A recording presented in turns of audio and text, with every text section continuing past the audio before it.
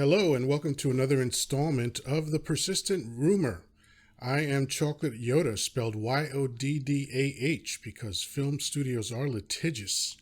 And with me, as always, is my heterosexual life mate, Chancleta.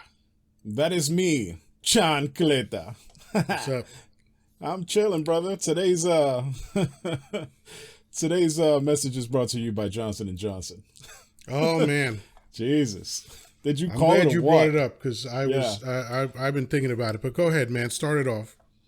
You know, it's just weird. Like, somebody asked me about, it's like, oh, hey, listen, there's some Johnson & Johnson vaccines available. And I'm just like, listen, I'm not an anti-vaxxer or anything, but I don't trust Johnson & Johnson. I just don't. You know, this is a company that, like, hey, listen, you've known for years. And we're talking about, I think, circa in the 70s, they knew that the baby powder that they used, it contains carcinogens that cause cancer.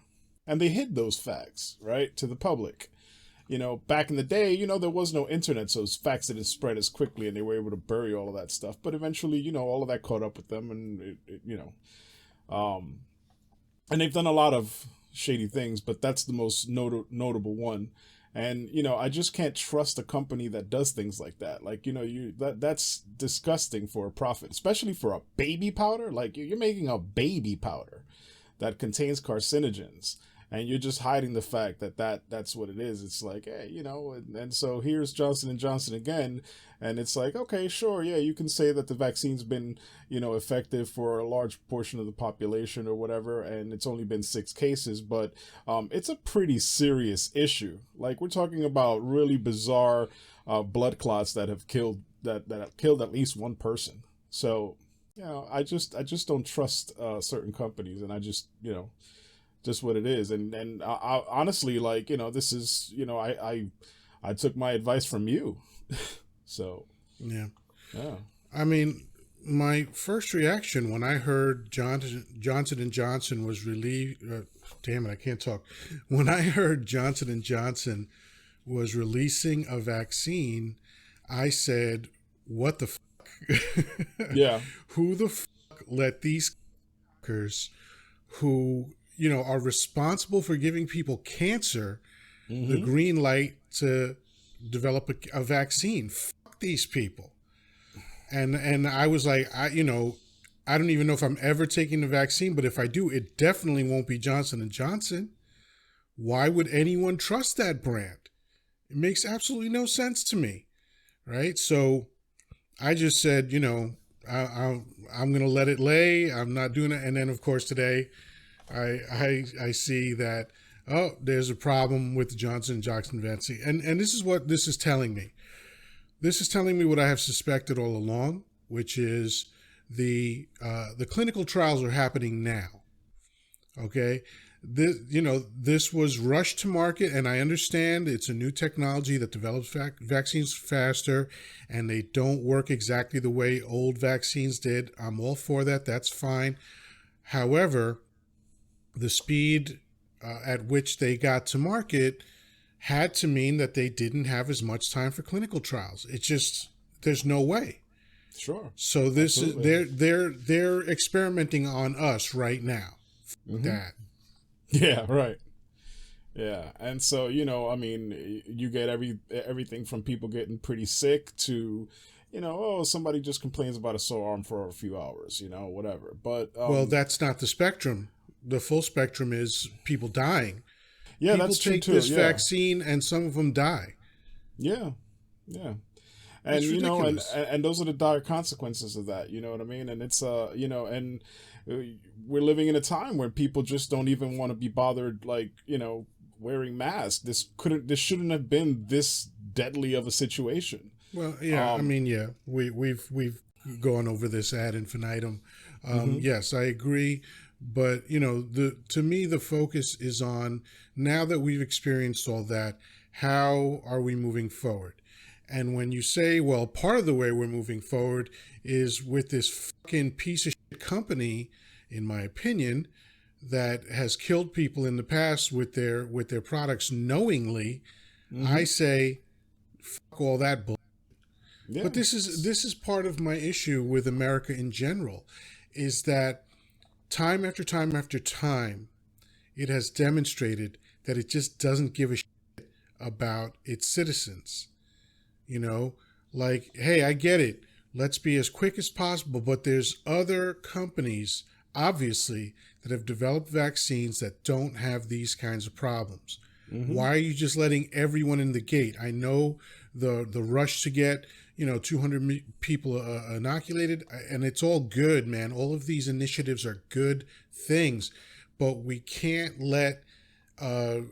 be blinded by the fear of catching the virus. I mean, it's a terrible thing. This is the worst thing I've ever seen. Mm-hmm. But I'm just not going to make decisions based on fear. And I'm not going to trust a government who has shown over and over and over again that it does not give a fuck about me or just about any other people. Yeah, and that's the bottom line.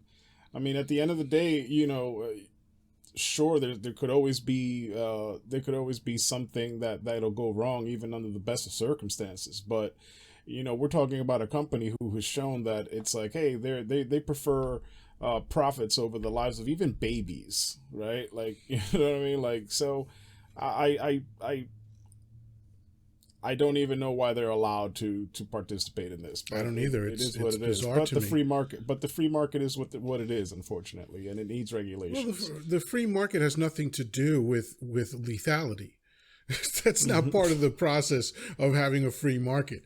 We'll have a free market, which means that you could just kill people if you need to.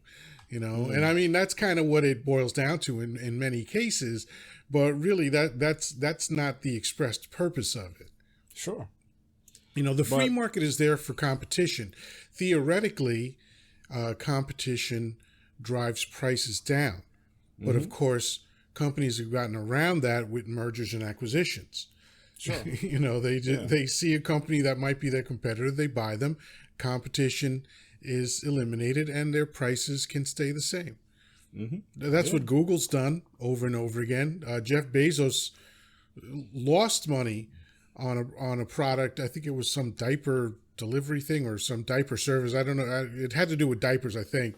And he bought the company at a loss just so he could eliminate a competitor. Yeah, this is the stuff that goes on. I don't know the actual statistics, but I've heard that for a really long time, Amazon was pretty much just not profiting for quite a while. I don't remember how long or what it was, but this is the goal of somebody who's trying to like basically take over everything. You know what I mean? It started with books, and who knew that company was going to go that big? You know what I mean? There's absolutely nothing that I have tried to buy that wasn't on Amazon. Yeah. Well, Wall Street knew. Yeah.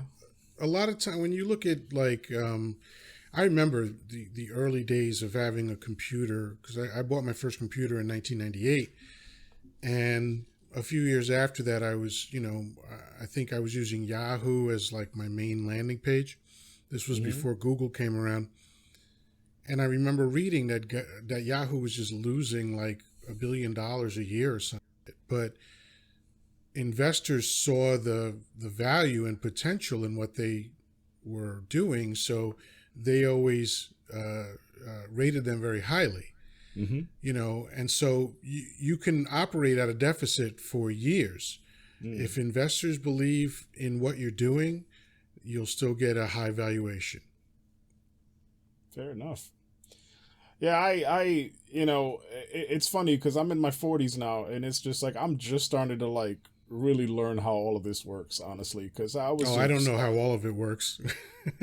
Well, a lot of it does my head in completely. Yeah, I'm getting a rudimentary. Yeah, I'm getting a rudimentary understanding of like the how the markets work with cryptocurrency, with stocks, with ETFs, yields, all of this stuff, and it's like I'm learning it, and I know what to stay away from and things like that. I'm nobody to give anybody financial advice, but I figured it was time to really start digging in. I mean, it's amazing how much money is generated through the stock market, just trading in general. And it's to the point where it's like that's where even people that don't invest gauge how the economy is doing for some reason, right?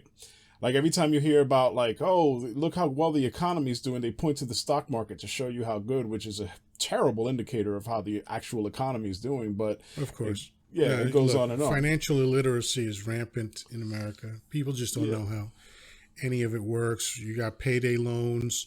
You've got what's that? Magic Johnson's rental service.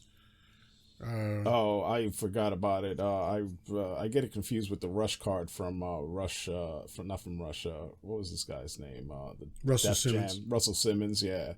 Yeah, it's not even close to the same thing. No, I know. I'm just saying that I get it confused for some reason. Yes. Celebrities, I get confused with their products and everything. So whatever, RentACenter, I think it is. So no, it wasn't RentACenter. I thought it was Aaron's or something like that. I thought it was RentACenter. It's immaterial. The point is that, these things wind up being very expensive for people, and they have no idea. The Rush card, in my opinion, is horse. All these fees, and again, I haven't looked at it recently, but the way it started off was just onerous fees. And it's like, oh, you're supposed to be doing this for the culture, but you're raping the culture. Right. Same with magic. And, then let me, like cryptocurrency, I'll put it to you this way. I am to cryptocurrency what I am to Swahili. Okay. I'm just totally fucking clueless. Yeah. I hear you. Every time I start looking into it, my brain short circuits. It's just not a language that I've been able to crack so far. Yeah. That doesn't mean I won't in the future, but right now I look at it and I have to walk away and then come back to it several months later to see if maybe I can start. And maybe I have to immerse myself in it. I don't know what the deal is, but I just know that it just does my fucking head in every time I've attempted to figure out what the fuck people are talking about. Yeah, there's a lot to it. It's at this when it started, I got into the technology, like just blockchain technology in general. I'm in IT, so it was just curious to me how the blockchain I understand. That's actually the easiest part to understand. Right. And so I got into understanding the technology and the different things that could come out of it, like all the different use cases for it. And so then by the time I really started looking, which is very recent, actually investing in cryptocurrency, I had to say, okay, well, let me learn about this, because a lot of people are making money into this, and I want to, and it's looking like it's a juggernaut at this point. It can't be stopped. Like the idea of decentralizing money, right, seemed like weird. It's like, how is this gonna happen? And and at the end of the day, like I don't see how we're gonna get this going without really ruffling some feathers and possibly starting some sort of war, because I can't see, like, basically what the decentralization who's going to war with whom. Well, so what decentralization of the currency represents is basically like the redistribution of wealth, right? And so it's hard for me. It doesn't. How does it not? It's not redistributing wealth at all. It's just another form of currency, right? This is the only part of it I understand very well. It's the same as fiat money in that it's just an agreement of value, right? So the paper money that we have in our wallets is not backed by anything. Right. It's just an agreed upon value, and that's why the government can print more of it whenever they feel like it, because it's not based on anything. Right. And cryptocurrency is the same thing. There's just an agreed upon value that it has, and you're not redistributing wealth. What you're doing is decentralizing the method of exchanging it. So instead of banks, it's online, which banks are basically online too, and you have the blockchain, which is the database. That's the thing that tracks all of the transactions. So your bank uses a database too, but if I try to look into the bank, the only part of their database that I can see is my money, Right. right? I can't see your money or anybody else's money, and I can't see any transactions besides my transactions. With blockchain, you can see all of the transactions, and that's actually more transparent and more secure because there's no centralized place to hack. But as far as redistributing wealth, no, I don't agree with that at all. How do you think it's redistributing wealth? Well, because of all the money that people are making who are investing in these things. There's been a lot of people who have become millionaires from cryptocurrency that weren't millionaires prior to So that. they're investors, but how is that redistributing wealth? So what happens now is that you have new millionaires, people who are investing, making money. And what happens now is that the banks eventually will not be needed, right? So neither will the Federal Reserve, neither will any of that stuff. So if it gets to the point where it's like, okay, hey, we have countries converting to, cryptocurrency by and large, then what happens is that, those people will no longer be needed. Those people will be out of a job. Those people will be out of money. And I don't see them giving up those reins pretty easily. Okay, so let's define our terms. My idea of redistributing wealth is I look at you and I say, okay, you have $1 million, and so has $200,000. So I'm going to take $300,000 from you and give it to so and so. That's redistributing wealth. What you're describing doesn't sound like that at all.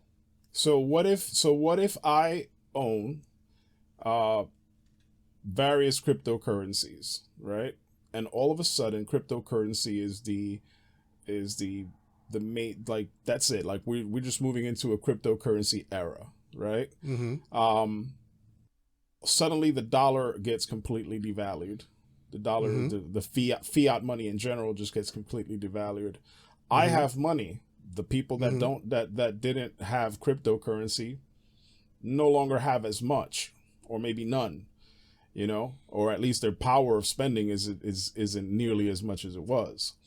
So that in and of itself would be a redistribution of wealth, right? No, it actually wouldn't be. Who is the wealth being distributed from and then to? So from the people who are in cryptocurrency, to the people who are investing in cryptocurrency, to the people who are investing in fiat and old commodities. No, you wouldn't be transferring the money you wouldn't be transferring the wealth from the people who own cryptocurrency. They would have their wealth. They're not losing any money. Wait, no, I'm confused now. So I'm saying hold on. I'm saying that the people that are invested in cryptocurrency and the people that have money in cryptocurrency versus the people that don't have cryptocurrency and are rich and, just own fiat and maybe old commodities and things like that, those are the people that will lose. I'm talking about the current ultra rich. Those are the people that won't have as much money should that happen. And my bone of contention is, I don't know if they're just going to be, like they would easily just let that go. Like I can see war started over this is my point. Yeah, I still don't know. I mean, what? So wealthy old dudes are going to be going to war with who? Wealthy old dudes, the same way they set up wars to go to Iraq or to Afghanistan to gain their right. But who are they going to go to war against? If I don't know how it's going to pan out. Cryptocurrency is decentralized. It's not a country. It's not an individual. So who is going to war with whom? So let's say, for instance, like China holds a lot of Bitcoin, right? A lot, right? I think the second most. And Russia holds some Bitcoin, whatever. So let's say, for instance, that we head into a cryptocurrency state, right? Like whatever. This is how we're moving now. And now you have these countries who have a lot of money in cryptocurrency, and now they're more powerful because of the the wealth that they have in cryptocurrency versus fiat, right? And then so what happens when, like now China becomes the major player versus the US? How's that going to pan out? You know what I mean? Like, and No, that those because what you describe is that one system is going to fade away and another system is going to take over. So why would anybody be wealthier than they are now? So if you're talking about countries, so let's play out your scenario. China now, and by the way, China's already wealthier than America, but let's say they're not. Let's say that China becomes wealthier than America because of their position in cryptocurrency. Okay, so then who would America attack, and to what end? They would attack China and get what exactly? I like I said, I don't know how it would work out. I just don't see the U.S. trying to give up their position of power to anyone else. They won't necessarily be giving up their position of power. They're still going to have all the military power that they've ever had.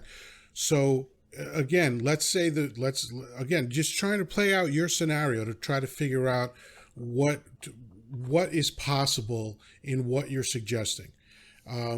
So the U.S. decides we can't be second to China.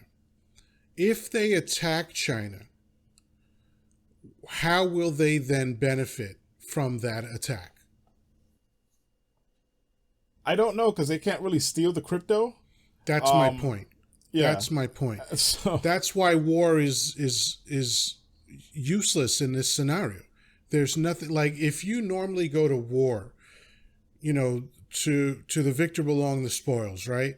So normally that meant that you would take their women, you would take their men as slaves, or you'd kill a bunch of them, but you'd take a bunch of slaves, and you would take their food, you would take their stuff, you would take their horses, their cows, whatever their sheep, resources. etc., etc., etc. Yeah. Right? In this case, there's nothing to take. Yeah, it's a good point. Yeah. I don't know. I guess it's just, we're so, maybe this is the end, maybe that's what will bring the end of war. Like, you know what I'm saying? Like, just being in that situation. People still go to war over dumb shit like in The Invisible Man in the Sky. Yeah. And, because that's a lot of what war is right now. And, there's turf wars. Those will still keep going on. There's religious wars. Those will still keep going on. Because right now, how much war is actually, and I'm posing this as a totally open-ended question. I have no idea, like how much war is actually about money. In terms of like getting money from the people that you fight and conquer. Like, I don't even know how much that's going on. Like, if you're attacking an oil-rich country, then you're there for their resources. That makes sense. Right. Or you go into Africa because of all the minerals that they have. Again, resources. But when it comes to crypto, that's the one resource you can't take from anybody. I mean, unless you have a gun to someone's head and you have them give up their password. Yeah. Right. So ransomware, maybe that's it. I don't know. I don't even know if ransomware would do it, or where would you put the ransomware?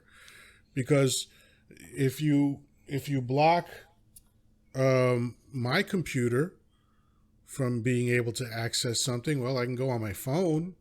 I can go on my laptop. Like, you know what I mean? Like, it with crypto changes the theft paradigm. Yeah. Like I can rob you of the money in your wallet.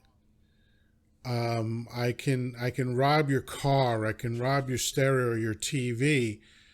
But the only way to get your crypto is to have your password. So that's a different type of thing. Like, will it happen? Probably. But it just right now, because of the way it's set up, it's a rather genius system. because of the decentralized database. I don't see how it's going to happen.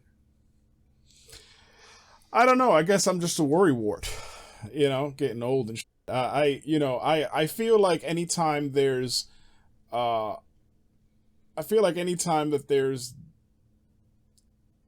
major changes in progress, like some shit's gonna go down. I don't know. I mean, maybe that's just history, and I'm being paranoid. I don't know how it's gonna pan out or how it's how any of it's gonna play out. All I know is that I'm in it, and I think this is the future. I think this is where it's going, and there's really no way to stop it. Honestly, like it's just too much of a behemoth at this point to keep it just to ground it. So, you sound like a gay. That's fine. I've been called worse. Yeah, by me. Yeah. Mostly by you. Hi-oh. Yeah. Yeah. So switching gears completely, man. How was your vacation last week? We were off from recording the Potty Wad. Mm-hmm. And the Potty Waddy Doodle all day, as I like to call it. Don't call it that. Don't do that. Nobody's gonna like you.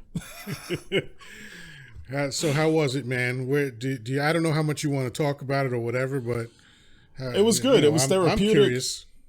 It was good. It was therapeutic for me in a lot of ways. So I got to spend some time with my daughter and my separated wife, which was lovely. It was a really nice time. It's good because now we're just friends now. I mean, we decided to be a family before we decided to be a couple. And so now we're going what's out. That mean? What? I'm sorry. What? You decided to be a family before you decided to be a couple. What does that mean? Well, we decided to be a family before we decided to be married, I should say. Ah, okay. Yeah. So that's a good point. So we decided. So essentially, she got pregnant before we were married. So that's what that means. Animal, Jesus. I'm all right with that. I don't know. I don't know how I feel about this suddenly. I know how to live my life. So at any rate, we just decided that it's just we're just gonna make the best of it, and I didn't know how it was gonna be. I didn't know if it was gonna be awkward. I didn't know if it was gonna be weird for me or whatever the case, and it wasn't at all. It was just really nice, and we spent a whole week together, and we started off in Atlantic City. We ended up in Point Pleasant. Just had a really good time with my kid, and and just enjoyed ourselves. And then I spent a couple of days at my old home. And it was just not awkward, not, nothing off at all. It was just a really good time with really good people and just really good experiences. And, it's just good that I can continue making memories with my kid and not be worried about, any awkwardness or anything. It's just, it's really just the same relationship, just no sex like that. So, and I'm all right with that, right? Well, that's good. No, I'm glad to hear that. The thing, of course, that is always my first focus, and sometimes my only focus is the child. She is my sort of niece. I think of her as my niece. She calls you uncle. She calls you uncle. It's cool. Yeah. So she's definitely your niece. Yeah. Yeah. And she's just the sweetest thing. So of course, as much as I absolutely care about your well-being, you're an adult and I know that you can take care of yourself. So it's like, my question is always like, how is she doing through all this? And you two are doing a stellar job of giving her continuity and, protecting her world. Because she's going to get old enough to figure it out eventually. Mm-hmm. Yeah, absolutely. But the longer that you can maintain that continuity, so that she doesn't feel the loss as acutely as she possibly could, that's a good thing. because little people don't respond to these things very well.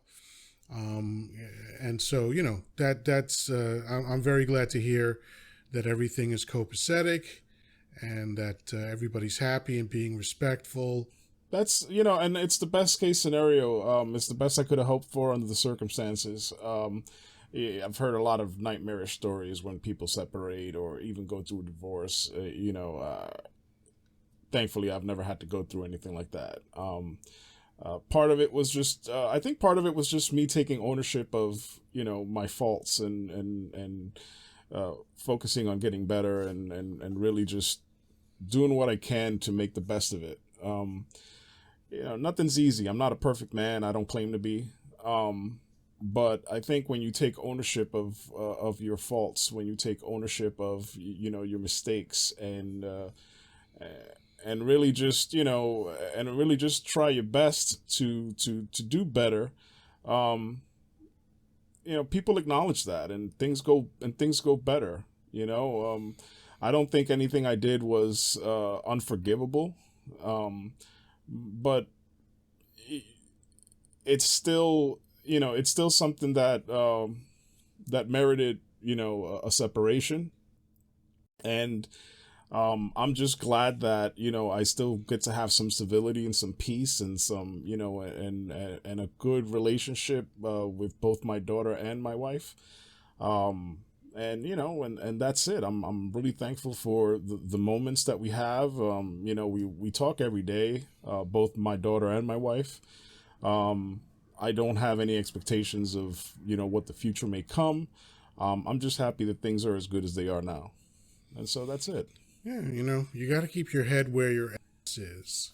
That's an old Narcotics Anonymous saying. Keep your head where your ass is. I don't know what that means. And it just means stay present, stay focused on what's happening right now, and you're doing that. I'm happy for you, man. I really am. Thanks, good buddy. Well, you're a good dude, and obviously that doesn't mean that you're a perfect person. We all know that. It's even silly to even have to disclaimer that. Nobody's perfect, but it's really a question of how much responsibility are you taking for your life, and how much effort are you putting into making your life as good as it possibly can be. Which really means making yourself as good as you can possibly make yourself. I still have challenges. I still have struggles, and I've been at this self-improvement for almost 34 years. Right. And actively, like, not just like, oh, I started 34 years ago and so I can claim. No, this is like, you workshop with me all the time, because I got, I'm trying to figure out how to refine my life and how to refine my thought process and how to sharpen my beliefs, how to make distinctions that are going to move me in the direction that I want to go. And this last year of doing the podcast, man, it has been a very challenging time for me, but a challenge that I welcome because it was a challenge that I chose. Nothing happened to me. I wasn't a victim of anything. These were all decisions I made. And could it be argued that some of the decisions made my life harder? Absolutely. But I have no regrets. And that's the best thing. Yeah, absolutely. Yeah, it's a departure from my youth. I had a lot of regrets in my youth, right? Yeah. And look, I believe that where anyone is at a given moment is a direct reflection of the series of decisions that they made in their life. And some people don't even know they're choosing, but they are. Like the lyric from Rush that I love so much: if you choose not to decide, you still have made a choice. Right. So the absence of choice is also a choice. Sure. And, sometimes by attrition things happen, but either way, they're not happening to me. They're not happening to you. They're not happening to anyone. It's what have your choices been? If you call me up and say I'm in a mood, I'll ask you, what have you been thinking about for the last 5 minutes? Chances are it's a lot of negative. Yeah. You don't just, like, bad moods don't just descend on you. Yeah. You know, it's usually the result of undisciplined thought process.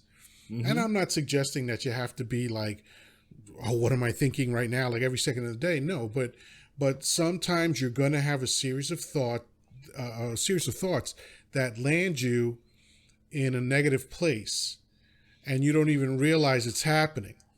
Well, it's interesting you bring that up, because one of the things that I've had a problem with in my past was always, I would get angry about certain things, whatever, like things that are silly that would just annoy me, and I just get angry about it. Like one of the things I mentioned a while back was, I got woken up by barking dogs and I got upset. And there were things that my wife would do that would make me upset, things that my mother would say that would make me upset, etc. And ultimately, and discussing it with you, it's that, what I ultimately determined was that this is just what I think about it. There's nothing there, what happened, what they do is really a benign thing. It's nothing, it's like, so there's it has no inherent meaning. It has no inherent meaning. For instance, and I'll give you a perfect example of what I mean. I started ranting to you about it, where my mom starts, asking me about, I'm making food, and she'll start asking me like, are you going to put this on it? Are you going to put that on it, or whatever? Like, just almost in a supervisory thing. And I would get annoyed because, why the fuck are you asking me this? It's kind of like, well, why would you are you going to put ketchup on your fries or something like that? And it's just like, maybe, I don't know yet. Why are you asking me like what?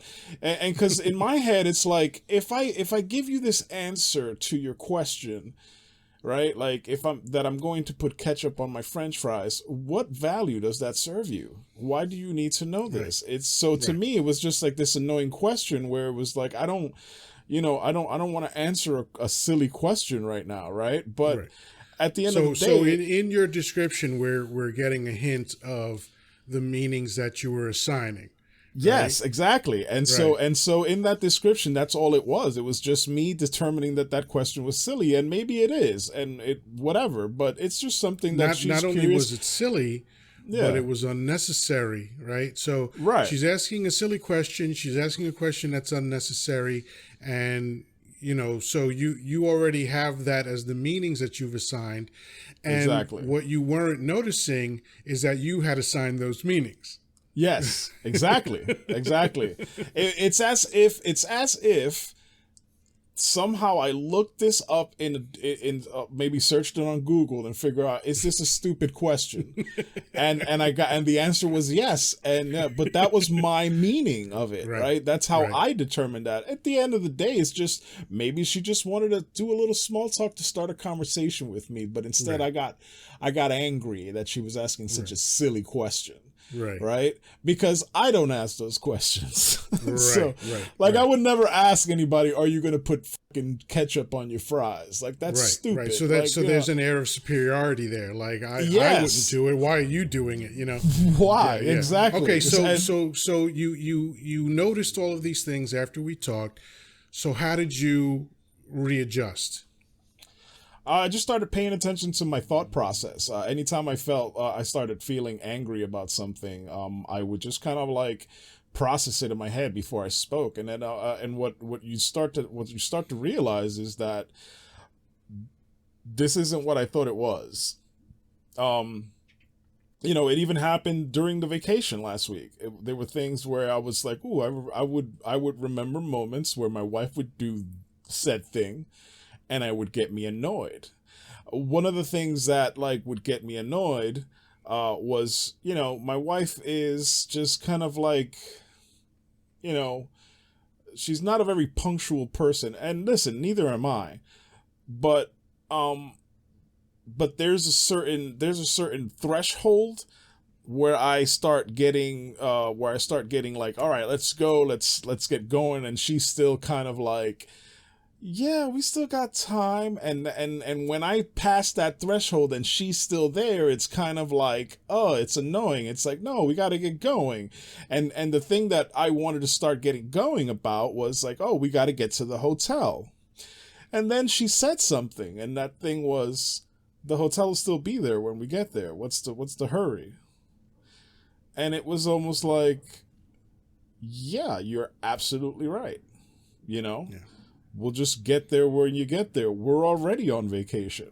Yeah, We're already having exactly. fun. We're already having a good time. We're packed and we don't have to rush anywhere. Oh, you know what? Let's just wait a little time and let the rush hour die down. We'll get there faster. We'll be on the road for a little less time. Boom. And it all worked out perfectly. Why? Because nobody was fucking rushing. Nobody was panicking. Nobody was putting pressure on anyone. And that's how we just did the whole vacation. The whole vacation was just like, okay, cool. And there was no itinerary or anything. It's just like, Yeah. I'm hungry. Let's go eat.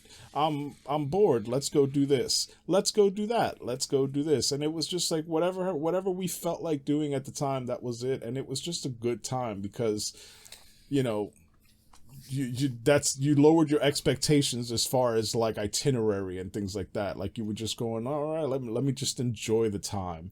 And that's exactly what happened. Isn't it amazing that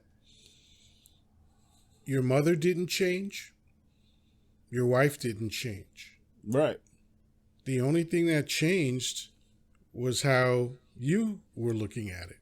Yeah. Right. And perception. That change in perception and also that change in definition. Mm-hmm.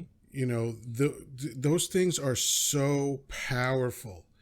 People that have not done this have no idea how easy they can change their life. And I when I say easy, what I mean is the technique is easy. The implementation is definitely challenging. I mean, maybe it isn't, but it can be challenging because what you're challenging is what you know about the world. Right? Like the way you looked at it with your mother before, that's how you knew your mother. That was the identity that you had given your mother. Yes. Right? And so when we talked about it, it was like, well, what's the likelihood that she's going to change what she's doing? She's been doing it for your whole fucking life, 43 years, right? And I asked you that question, and you were like, yeah, not likely at all. And I'm like, right. So then what good is it to hang your hat on that idea? Right. That you are somehow going to talk her into changing what she's been doing your whole fucking life. Right? Now, is it impossible? No. Is it likely? Hell no. Yeah. I mean, that lady's going to be 69 this year, you know? Exactly. She's not changing. Exactly. Yeah. So then you take the only part of the equation that you can control, which is your thoughts, your perception, your definitions, your meanings, and once you, because it went from when she does this it means this to when she does this it means another thing. And the other thing that I'm choosing, because again, here's what I like to tell everybody that I coach. You're going to make up shit anyway. Yeah. You're going to make up shit about life anyway. Why not make up shit that works for you? Yeah, absolutely. Because think about it. Think about how crazy it is to choose a meaning about something that infuriates you and then to choose that meaning every fucking time. Yeah. Right? Yeah. Like on paper, that's just fucking nuts. Yeah. But we do that all the time. It's really funny because I was talking to somebody about this very same process, and they asked me, it's like, what made you do that? And I said, well, you know, I've always been a person that sort of has reevaluated a lot of things in my life, not necessarily my feelings, but just things in general. You learn a lot of things as a child. You learn everything from coping mechanisms to to just facts in general, you know what I mean? Or not facts, but maybe things like with religion, you learn certain morals, certain whatever. There's a litany of things that you learn as a kid, and you've kind of like put that in your filing cabinet and never really reconsider any of that, right? And then later on in your adult life, you start implementing some of these things, and they don't really make sense, but you don't know why. It's just the way things are, and you haven't given it a second thought. You haven't reevaluated anything. Is that is that a hill I want to die on necessarily, right? If you've questioned, any, like myself, a good example of what I mean by that is like the idea that your religion, for instance, right? Like I've always questioned my religion, but I was raised to just accept religion, right? And not question it. So that's sort of a thing where I just felt like that just seems like weird. I don't understand why you can't question something that you want to know more of, right? And if something doesn't start making sense, like, why not reevaluate it? But I think that thought process is kind of what harbors that ideology where you don't question things, you don't reevaluate things. And so for me, it's just always been like, I want to know the truth, even if I'm wrong. I want to know what's actually happening, even if it means that I'm going to be ridiculed, even if it means that I'm going to be wrong. At the end of the day, I prefer to be to understand something better, and in this case, like right now, I'm making that decision about myself. I want to understand myself better. There were certain things that I was doing that I wasn't even aware that I was doing, right? How you cope with emotions. I've gone through things, I hate to say traumatic, but they were traumatic in my life, right? Well, that's all that matters. It doesn't matter who else thinks they're traumatic. It only matters that you do. Yeah, and there were certain traumatic things in my life, and there were a barrage of emotions that I've experienced as a result of it, but never really sort of learned how to cope. It was just something that you just sort of bottled and moved on, and because of those things, one of the things that happened a lot as a kid is that I moved a lot. I moved away a lot. And so I never got to make a lot of friends, or I did make friends, but then I was always saying goodbye to them. Right. And so what would happen in my life is that I would make friends. I'd move on. I'd say bye, go to another school, start all over again. And that stopped when I was a late teen. Right. And so my whole life was always about saying goodbye to everybody. So there was never anything that I really cared to hold on to. Right. And as a result, I was always able to really like let go of somebody with a lot of ease, no matter how much, no matter how much importance I've put or how much time or anything that I've put into this relationship. Like it was just like, okay, cool, bye, and move on. But part of that was because I never really like gave too much of myself into a relationship, whether it was a friendship or with a woman or whatever. I just never delved that deep that I couldn't like get out of that situation without a problem, So now I'm older. I've cultivated relationships that mean something to me, that are important to me, that I don't want to sever. And so now it's more important for me to understand how I do things emotionally so that I'm not hurting the people that I love. Because when you don't do these things, the people that you hurt more times than not are the people that you love, because these are the people that you engage with the most. And these are the people that are going to trigger you the most. And the triggers come from your perception and not really them most of the time. Sure, there are people who are but I don't surround myself with literally nobody who's my friend or family is. They're just not, you know, they're good people. They're decent people. They're in many cases, they're amazing people, except for you, but you're pretty cool.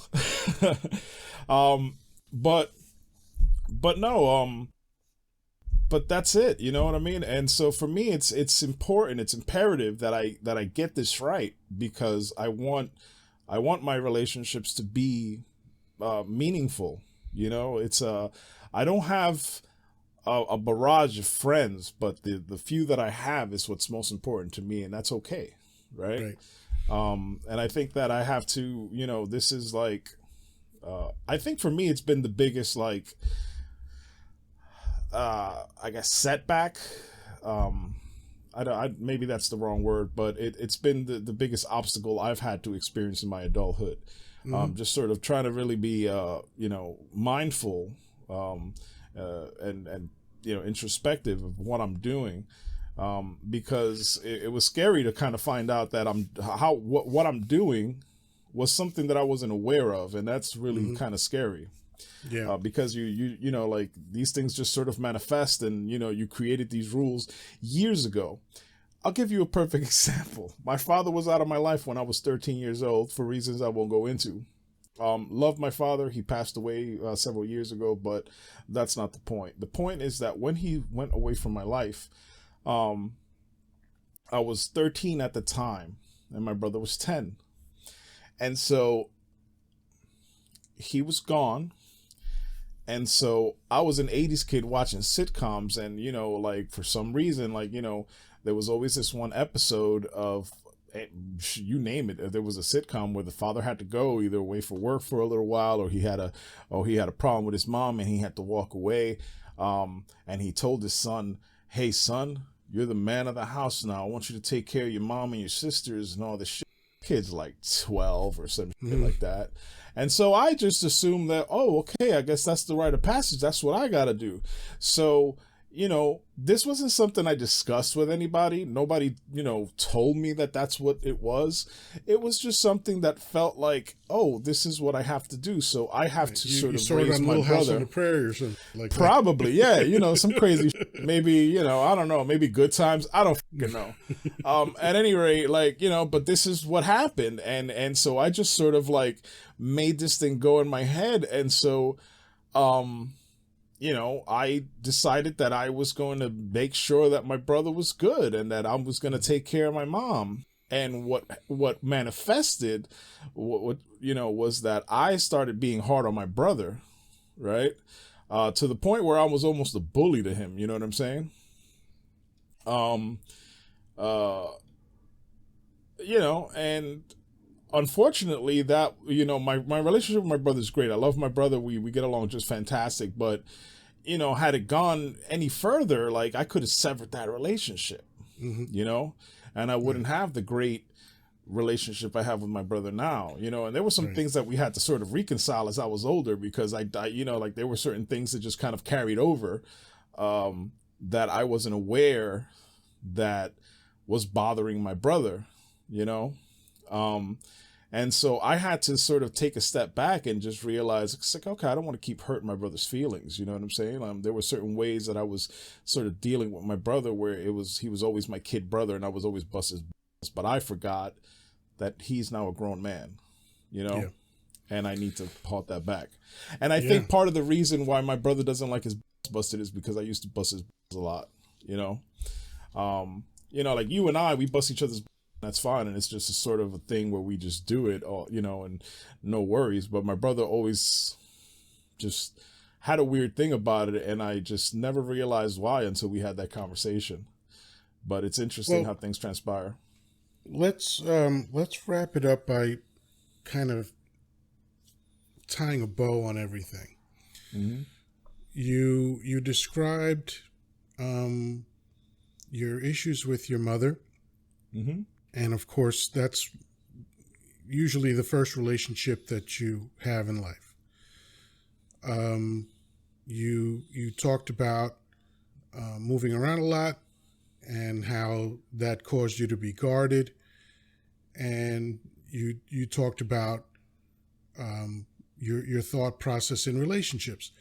And isn't it interesting that everything that you described had its roots in your early life? Right. You know, basically by the time you were 13 years old, you had the string of incidents that made you conclude certain things. And now 30 years later is where you're finally looking at that stuff and going, do I still need this? Yeah. Does that still work for me? Yes. Right. And that's my point about reevaluating things. Yes. And that's what so many people that I have met never do. Because, you know, when I'm not Chocolate Yoddah, I'm a keynote speaker, seminar leader, coach, and consultant. And my favorite thing to do is coach people. And frankly, I never have to make a penny on it. And I would still love doing it. And by the way, I'm not saying that because I made millions of dollars on it. I'm saying that because I think I made $50 as a coach because I rarely charge people for coaching them.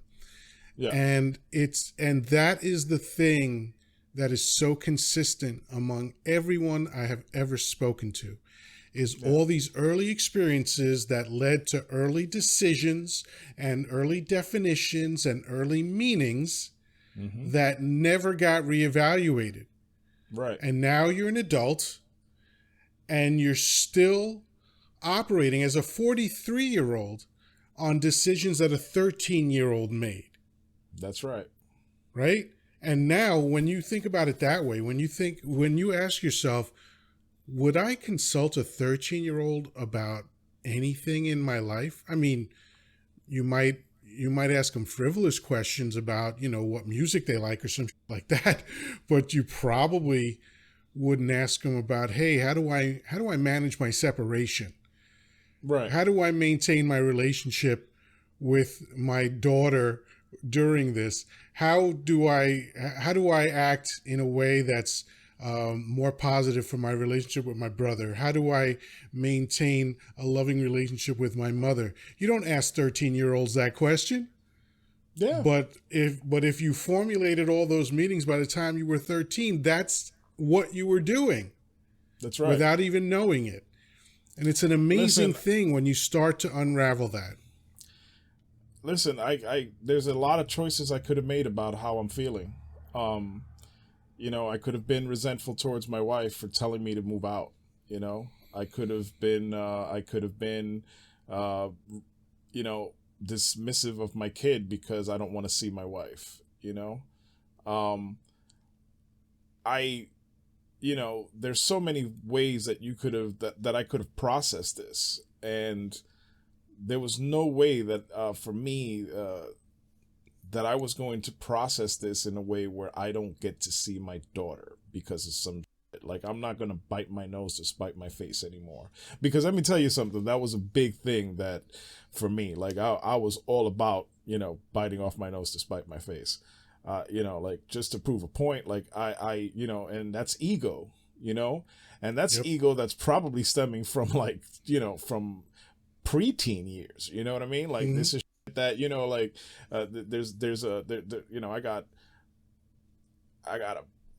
a bone to pick with somebody or something, you know what I mean? It's I don't know, like, you know, I think part of it is just growing up in the Bronx. Like I always have this idea that I don't want anybody to get over on me, you know.